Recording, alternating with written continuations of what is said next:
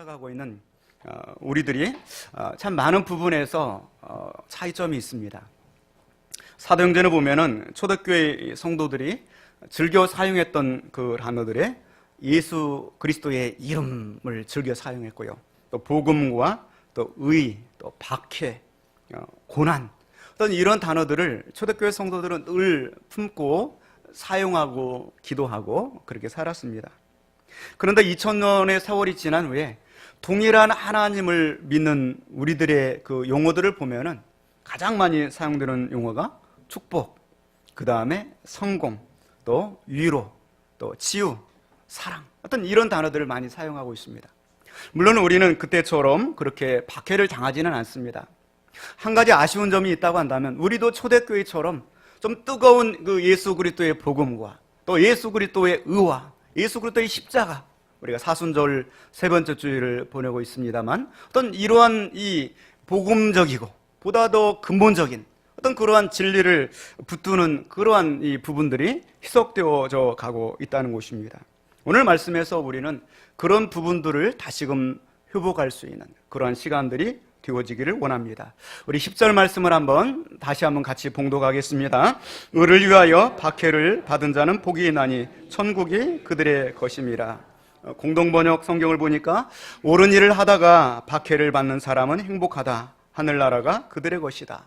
영어 성경을 보니까 Blessed are those who are persecuted because of the righteousness, for there is the kingdom of heaven. 이렇게 되어 있습니다. 또 헬라어 성경을 보니까 마카이리 오이 데디오크 메노이 에네켄 디카요수네스 오티 아우툰 에스틴 에 바실레시아 톤 우라논 이렇게 되어 있습니다. 유진 피터슨이 번역한 메시지 성경에는 하나님께 헌신했기 때문에 박해를 받는 너희는 복이 있다.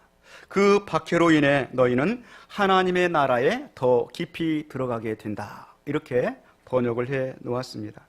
우리가 주목할 것은 이 박해라고 하는 단어와 복이라고 하는 단어가 따로 떨어질 수 없다는 것입니다. 우리는 복이라고 하는 단어는 좋아해요. 복을 받고 싶죠. 그런데 박해라고 하는 단어는 별로 좋아하지 않습니다. 그런데 이 단어를 우리는 탁 떼어서 나는 복만 가져가고 싶어요. 근데 하나님께서는 다시 와라. 이것은 세트다. 박해와 함께 주신다고 하는 것입니다. 어쩌면 적당하게 예수 그리스도를 믿고 복만 가져가려고 하는 우리들에게 오늘 이 본문의 말씀은 또다시 커다란 부담감으로 다가올 수 있는 말씀이 되는 것입니다. 정말 천국 백성이 되려고 한다면 이 땅에서 의를 위하여서 예수 그리스도를 위하여 십자가를 위하여 복음을 위하여서 박해를 당하고 고난을 당해야 된다. 예수님 때문에 손해보는 것이 있어야 되고 예수님 때문에 내가 고난을 당하고 예수님 때문에 내가 포기하는 사람이 되어야 된다. 그러한 사람들만 천국의 소유권자가 될 수 있다. 적당하게 죄를 짓고 적당하게 세상을 따라가며 사는 사람들은 물론 박해도 없고 고난도 없을 것입니다. 그러나 그러한 사람들은 천국의 더 깊은 은혜를 받지 못할 것이다 말씀하는 것입니다. 우리가 삶을 살아가면서 많은 삶의 현장 속에서 우리는 늘 고민하게 됩니다. 복음 받고 싶은데 고난은 좀 피하고 싶은 우리의 본성 때문입니다. 직장에서 우리 휴식이 있어가지고 참여를 했는데 분명히 내가 크리스천인 것을 아는데도 직속 상사가 술을 따라줍니다. 괜찮아, 한 잔 좀 먹으면 어때? 분위기를 봐봐. 자꾸 따라줍니다. 참 우리는 고민합니다. 내가 성도로서 어떻게 해야 될 것인가? 어느 날 회사 사장님이 은밀하게 부르셔요. 우리 회사의 운명이 자네 어깨에 달려있네. 우리 둘 사이만 알아야 되네. 그러면서 이중장부를 만들려고 그래요. 얼마나 참 고민됩니까? 나는 자네만 믿겠네. 그러는 거예요. 참 얼마나 고민됩니까? 이 사이에서 이거 이중장부를 만들어야 되나? 아니면 제가 거절을 해야 될 것인가? 고민이 되는 것입니다. 지난주에 신문을 보니까 한국 개신교의 성도가 약 1000만 명 가까이 됩니다. 전 국민의 약 20% 정도가 됩니다. 그런데 흥미있는 것은 직장에서 자기가 이 성도인 것을, 예수 믿는 그리스도인인 것을 드러내면서 사시나요? 이렇게 앙케이트 조사를 했는데 그 설문조사에서 5% 정도만 그렇습니다. 이렇게 답을 했다는 것입니다. 5%라고 하면 100명 중에 몇 명입니까? 5명 정도만 직장에서, 학생들은 학교에서 내가 그리스도인인 것을 드러내며 산다는 것입니다. 아마 여러분 손을 들어보라고 한다면 좀 창피할 거니까 마음속으로 생각해 보세요. 나는 직장에서 내가 그리스도인인 것을 내가 드러내며 살고 있는가? 왜 직장에서 자신이 그리스도인인 것을 드러내지 않는가? 어떤 그리스도인이기 때문에 또 손해당할 것을 우려하는 것입니다. 내가 그리스도인이라는 것을 내 혼자 믿으면 됐지, 그걸 일부러 드러내서 내가 불이익을 당할 필요가 있을 것인가? 그런 생각을 하는 것입니다. 어떤 분은 심지어 교회에 나오면서도 이 성경책을 이렇게 들고 나오지 않고 이걸 신문지로 싸가지고, 뭐 소고기도 아니고 이거를 그렇게 해가지고 들고 오는 분들도 있어요. 또 어떤 분들은 이 신문지는 좀 그렇고 쇼핑백에 넣어가지고 이거를 그렇게, 예수 믿는 것이 아직까지는 좀 부끄러운 거예요. 그러다 보니까 그거를 드러내지 않으려고 하는 것입니다. 직장 동료들과 함께 식사를 하러 갔는데 분명히 가정에서는 식사할 때 기도를 하고 하나님 감사합니다 이렇게 기도를 하고 식사를 하는데, 직장에 가면은 그리스도인 것이 드러나게 되니까 자꾸 막 젓가락을 만지작거리고 아래를 두리번 해요. 그러면 속으로 기도하는 거예요. 하나님 아버지 감사합니다. 빨리 먹어보해. 예, 알겠습니다. 뭐 그러는 거예요. 그리스도인인 것을 드러내지 못하는 것입니다. 사랑하는 성도 여러분, 예수 그리스도 믿는 것을 창피하게 여기시지 말기 바랍니다. 예수님은 발가벗겨진 몸으로 십자가에서 돌아가셨습니다. 예수 그리스도 때문에 내가 구원을 받았는데, 그 예수 그리스도를 내가 나의 삶으로 부정하고 또 내가 자그마한 어떤 불이익을 당하는 것을 내가 감수하지 못해서는 안 될 것입니다. 내가 무언가를 사랑한다고 하는 것은 그것을 위해서 내가 어떤 고난도 박해도 감수할 수 있어야 되는 것입니다. 의사가 정말 환자를 사랑하는 마음이 있으면 그 병마와 싸워서 어떻게든 환자를 건지려고 하는 것입니다.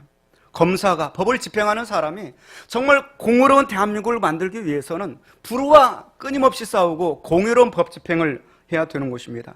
어떤 형제가 자매를 너무나 사랑했어요.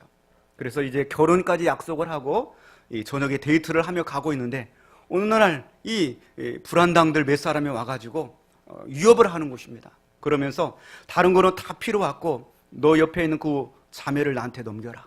그러면 너는 그냥 보내주겠다고 그럽니다. 여러분 정말로 그 자매를 사랑한다면 그 남자가 어떻게 해야 됩니까? 어떻게 해야 돼요? 네. 당신은 어서 가. 내가 알아서 할 거야. 그렇게 해야 되잖아요. 그런데 거기서 도망을 치면 어떻게 됩니까? 사랑은 절대로 이루어질 수가 없는 것입니다. 우리 옆 사람하고 한번 인사하겠습니다. 저를 사랑하시나요? 큰일 났습니다. 네, 큰일 났어요. 네. 정말 사랑한다면 불이익을 감수하는 거예요. 이제 봄이 됐습니다. 정말 우리가 예수님을 사랑한다고 한다면 이젠 졸음과 싸워야 돼요. 예수님을 사랑한다고 하면서 예배 시간 나와가지고 졸고 돌아가면 예배 시간에 되겠습니까? 끊임없이 내 자신이 예수 그리스도를 사랑하는 것을, 그걸 붙들고서 내가 믿음으로 살려고 애를 써야 되는 것입니다. 우리 믿음의 초대교회 선배들은 다 이렇게 예수님을 사랑한다는 것 때문에 박해를 당하고 모욕을 당하고, 사도행전 5장 41절로부터 보면은 사도들은 그 이름을 위하여 능욕받는 일에 합당한 자로 여기심을 기뻐하면서 공의 앞을 떠나니라. 능욕당하는 것을 기뻐하면서, 예수 그리스도 때문에 고난당하는 것을 기뻐하면서, 오늘도 우리 김주일 안수 집사님께서 저 북녘 땅에서 지하 골방에서 하나님 아버지 살아는 파입니다. 하나님 아버지 살아는 파입니다. 그러면서 믿음을 지키고, 그러면서 복음을 위해서 기도하고, 잘 인쇄된 성경책이 없어서 이 성경책을 둥그렇게 앉아가지고 그 좋지도 않은 종이장에다 적어요. 그리고 그 적은 성경책을 붙들고 다 떨어질 때까지 붙들고 묵상하면서 기도하는 거예요.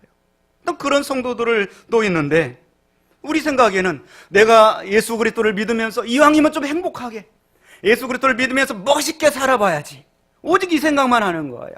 예수 그리스도를 믿는다는 것은, 예수 그리스도를 사랑한다는 것은 고난을 당하고 박해를 감수해야 되는데, 행복하게 멋있게만 생각하면서 이 고난과 이 박해를 회피하고 있는 것이죠.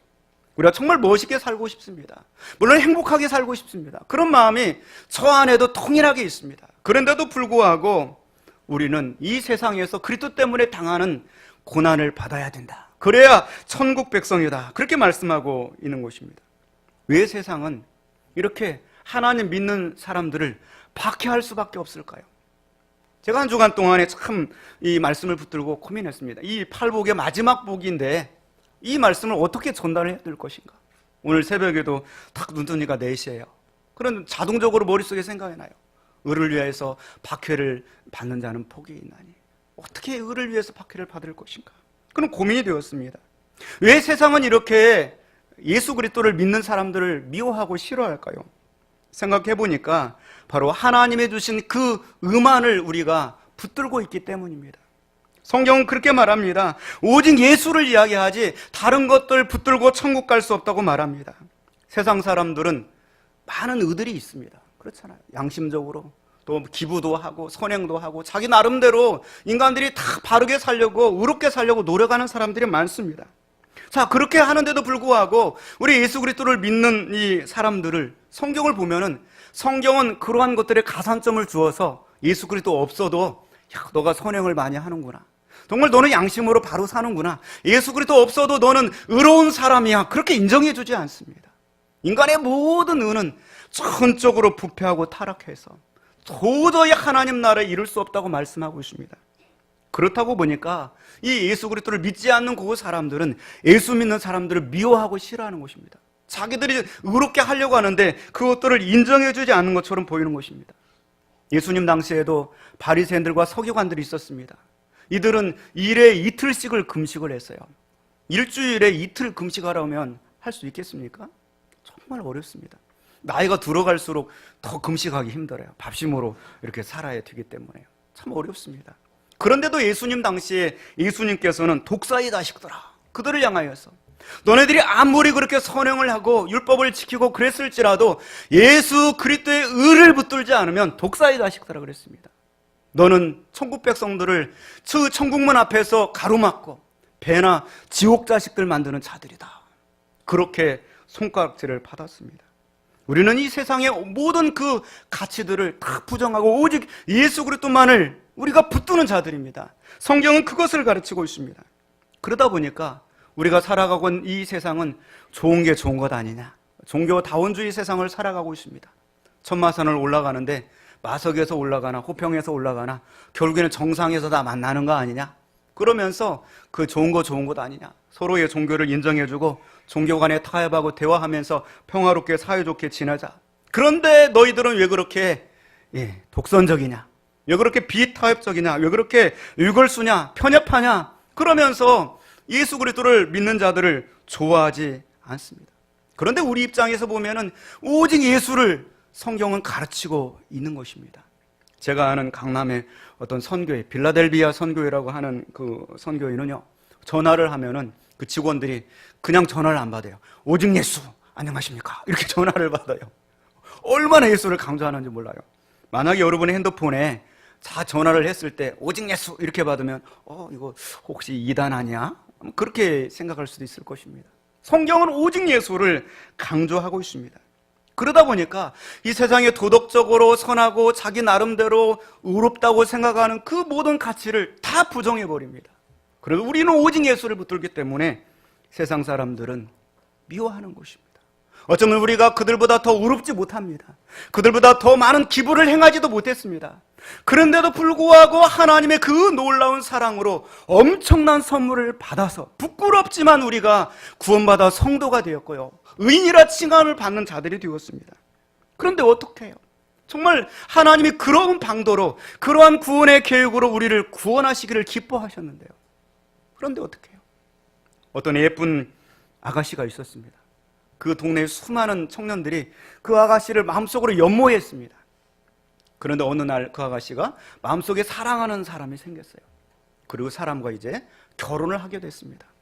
이제 결혼을 했으면 그 사람과 이 사랑하면서 행복하게 가정에 충실해야 되는데요, 계속해서 주변의 청년들이 계속 러브콜을 하는 거예요.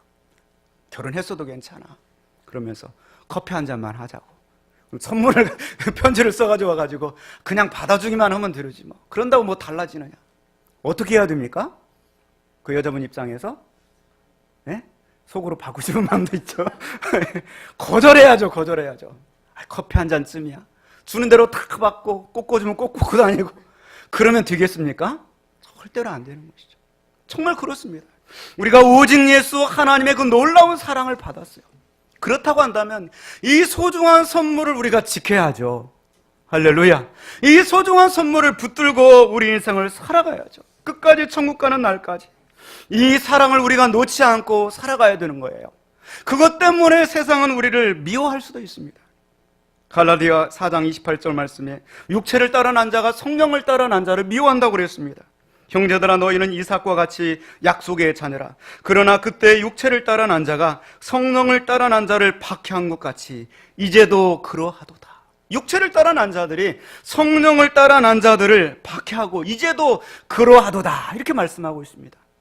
여러분 사도 바울도 그가 예수 그리스도를 만나기 전에는 박해받지 않았습니다. 그런데 예수 그리스도를 만나고 나서는 죽음의 고비를 수없이 넘겼습니다. 고린도후서 11장 24절로부터 보면은 유대인들에게 40에 하나 감언매를 5번 맞았으며 3번 태장구로 맞고 1번 돌로 맞고 이렇게 나와 있습니다. 옛날이나 지금이나 공부만 잘하면 학교에서나 집에서나 맞을 일 있어요, 없어요? 제가 볼 때는 없어요. 공부만 잘하면 학교에서도 인정해주고 집안에서도 인정해주고 그래요. 바울 사도는 공부를 잘한 모범생이었어요. 한 번도 집안에서나 학교에서나 맞을 일이 없었던 사람이에요. 그런데 예수 그리스도를 만나고 나니까 막 돌로 맞고 태장으로 맞고 계속 맞는 일이 생기는 거예요. 왜 그렇습니까? 육체를 따라 난 자들이 성령을 따라 난 자들을 이해하지 못하는 것입니다. 심지어는 내가 바울을 죽이기 전에는 먹지도 않고 마시지도 않겠다는 40여 명의 결사대들까지 나타났습니다. 로마서 8장 17절 말씀 보니까 자녀이면 또한 상속자 곧 하나님의 상속자요 그리스도와 함께한 상속자니 우리가 그와 함께 영광을 받기 위하여 고난도 함께 받아야 할 것이니라. 할렐루야. 영광을 받기 위하여 고난도 함께 받아야 할 것이니라. 요한복음 15장 20절 말씀에도 내가 너에게 종이 주인보다 더 크지 못하다 한 말을 기억하라. 사람들이 나를 박해하였은즉 너희도 박해할 것이요. 종이 주인보다 크지 못하죠.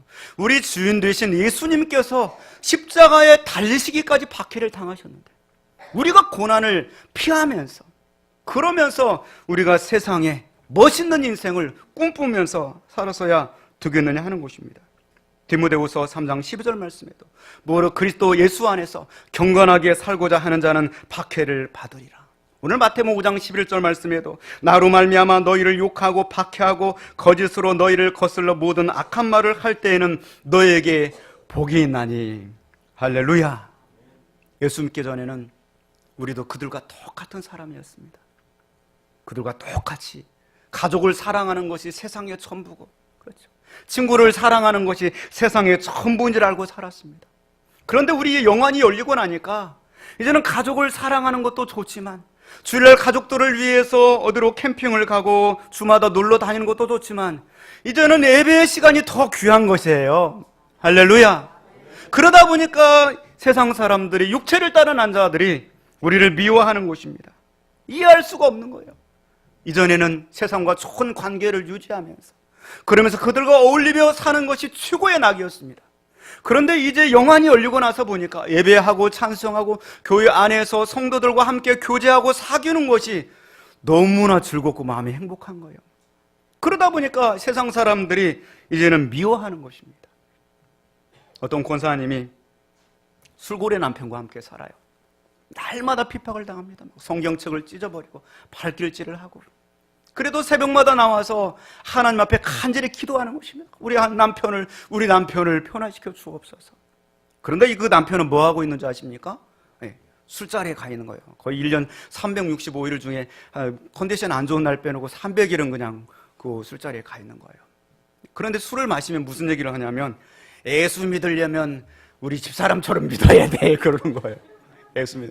다 가짜야, 가짜. 세상 사람들은 우리 집사람 최고야, 최고. 그리고 또 집에 와서는 발길질 하는 거예요.